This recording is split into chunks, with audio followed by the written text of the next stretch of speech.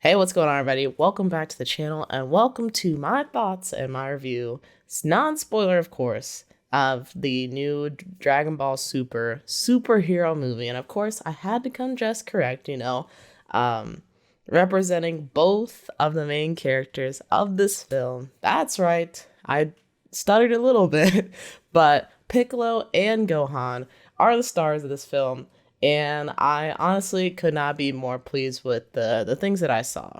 But before we go into that, let's break down a little bit of what's going on to get you a little more interested in seeing this film. I'm just gonna go ahead and take this off so that way you guys don't clown me too much.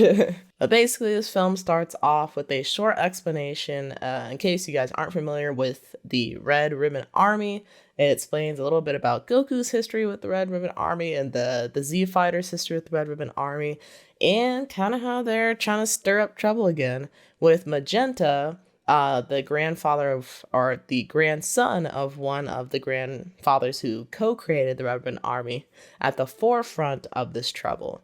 So he is looking to find someone who has a mind that was just as creative, just as intelligent as Dr. Gero, who created the original androids, so that he can make his own android. And what he's aiming to do, I can't really tell you because that would be a huge spoiler. I know, I was super shocked to hear it, but just know it's a I don't know how much I can say, but very cool android. I'll just say that, very cool android. Dr. Gero just so happened to have a grandson, and he actually also became a doctor at the age of like 14 or something like that, called Dr. Hedo. But Hedo's kind of been in a little bit of trouble because he's a little bit devious when he's in the lab, so he's fresh out of jail when Magenta goes to pick him up with his assistant. So they talk things out, and at first, Hedo doesn't really want to join him because Hedo is all about superheroes. He's trying to be the one that saves the day. And so Magenta tries to like smooth things over and kind of twist things so that way it seems like, yeah, that's exactly what the Red Ribbon Army wants to do. We're trying to save the day.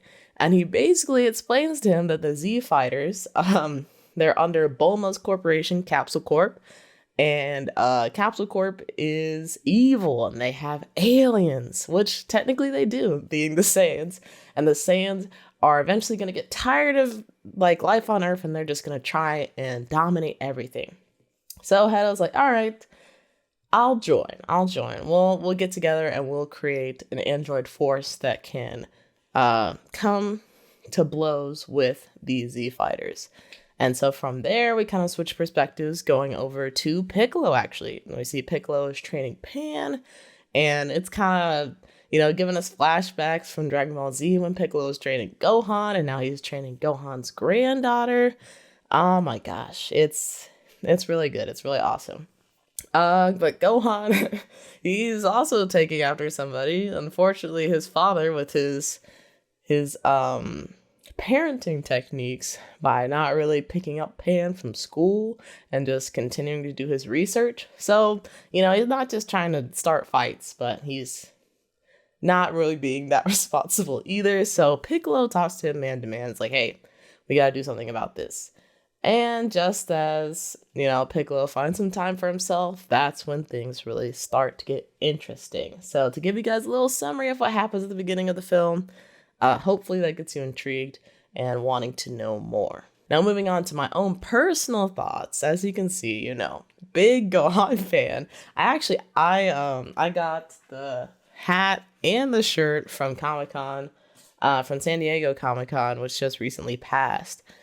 And was like, I was actually in the panel where they did the preview for Dragon Ball Super, and like we got to see like the first 20 minutes before it was in theaters, and they had the Japanese voice actor for Piccolo as well as the English voice actor for Piccolo up on stage. So it was really cool. And I was like, oh my gosh, like I want to go see this film when it comes out.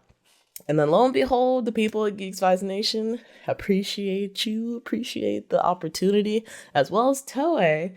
They're like, hey, like, we want somebody to review this. And I was immediately like, me. It's me. It's gotta be me. So once again, thank you to Toei Animation and Geek Nation for giving me the opportunity to watch this film and just have a really good time, honestly. Because again, big Gohan fan.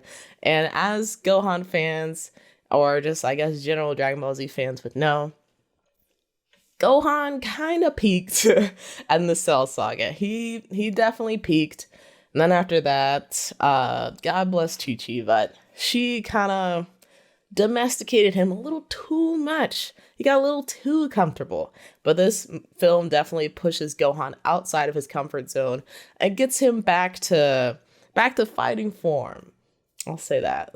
Gets him back to fighting form. But Piccolo is actually the real star of this show. We spend most of our time with Piccolo in this film, and we get to see his approach to a world-threatening power and how he wants to handle things before the final fight really goes down. And so that was really interesting to see, and also a lot of fun.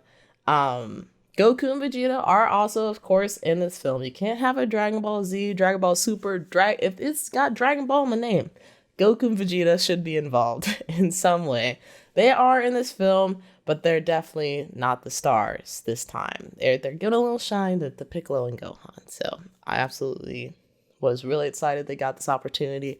And it made for a really interesting story. It's definitely not something that I've seen. And I've seen a lot of Dragon Ball Z and a lot of Dragon Ball Super.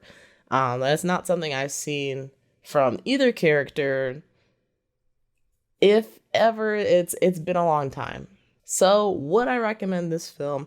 Absolutely. If you're somebody who is not familiar with Dragon Ball Z, but it's always been interesting to you, whether it's been the art style, you're a fan of Akira Toriyama, the mangaka, or, it's one of the biggest anime and definitely like pretty close to number one on like anime starting lists, I would definitely encourage you to go see this. I think the film does a good job of explaining like who's doing what and what their relationship is to other characters. Of course, not everything is going to be explained because that would just make for a super long film. But it tells you just enough so that way, even if you're an experienced Dragon Ball fan, but it's just been a while since you've read the manga where the Red Ribbon Army were dealing with Goku, or you're not super familiar with it and it's been a while since you watched the anime, you'll still get it explained to you. You'll get sufficient information so that way you can understand and enjoy the film as well. And for people that don't really watch anime or have never really watched anime, I still think you can have a great time with this. I think the advantages of watching animation versus live action, especially when it comes to action, is animation is able to do things that you just can't do in real life, whether it be because it's putting actors in peril or you just can't get shots like that, at least with the technology that we currently have, without a lot of like CGI or making things feel almost otherworldly. In animation, you can really just like put your imagination onto paper and just let everything like flourish. So even if like you're not interested in anime, but you're still open to animation and really love action, I think this would also be a great film for you as well. Speaking of animation though, I know one of the biggest concerns about this film was the new animation technique, with it being mostly a 3D slash 2D hybrid, with 3D being the priority. Honestly, I will admit I was a bit concerned as well when watching the trailers, but after watching the film, I'm going to say there were a lot of shots in this film that straight up just looked 2D. Like, if you put it up against like a shot from an episode of Dragon Ball Z or Dragon Ball Super, that would be probably a better comparison since it's new animation techniques or new software and things like that. I think it's damn near like pretty close. Like, they did a very good job in trying to be faithful to the art, and even when you can tell it's 3D, I think after like the first couple moments of like, oh yeah, this is 3D, like you're not even gonna even really pay attention to it. So if that was something that was kind of concerning to you, or maybe made you like, I don't want to go see it because of that, I would encourage you to try to, just try it. Just try it. Especially because there are so many people, even just extending from the original cast of Dragon Ball Z, just like the animation team, that put a lot of hard work into this to make sure that it was matching the visual style. And I know they probably understand like the hesitancy to switch to this style as well, but it made it a little bit easier for them to make the film. And ultimately, if it's something that's like less of a hardship on them, but they were still able to like reach those creative goals, I don't see the harm in at least trying it. So please do try it. But that's going to be it for me. So I hope you guys do decide to go watch the film. And if you've seen the film and you want to see a little bit more of my thoughts and a breakdown on what happened, we'll definitely be having a spoiler review here on the Geek Vibes Nation channel. So be on the lookout for that. Until then, it's time for me to go. So I put on my training gear and get back to work. But hope everybody has a nice evening or night. Whatever's, enjoy it. I'll see you guys next time. Peace! Well, if you're seeing this, then you just got to the end of my non-spoiler review. That I'm actually doing a spoiler review on the Geek Vibes Nation channel. So the link will be up in the iCard somewhere at the top of the screen here. As you can see, I had to had to dress proper for this. So if you want to see some of my thoughts there and my short breakdown of the film, then definitely go check it out there. Otherwise, I hope you guys have a good time watching the film. All right, see ya.